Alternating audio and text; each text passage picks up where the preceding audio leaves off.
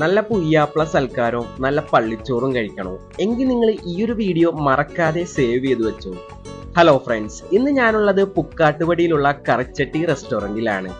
ഷോപ്പിന്റെ ആംബിയൻസ് എങ്ങനെയുണ്ടെന്ന് ചോദിച്ചു കഴിഞ്ഞാൽ ഒരു രക്ഷയില്ല, അടിപൊളി ആംബിയൻസ് ആണ്.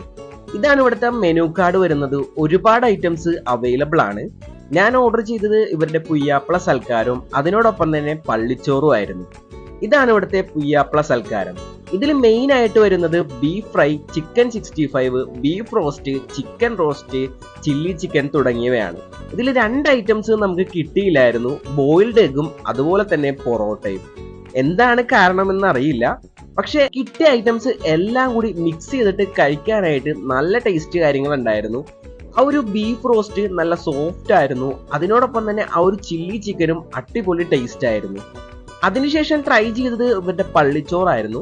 പള്ളിച്ചോറിൽ മെയിൻ ആയിട്ട്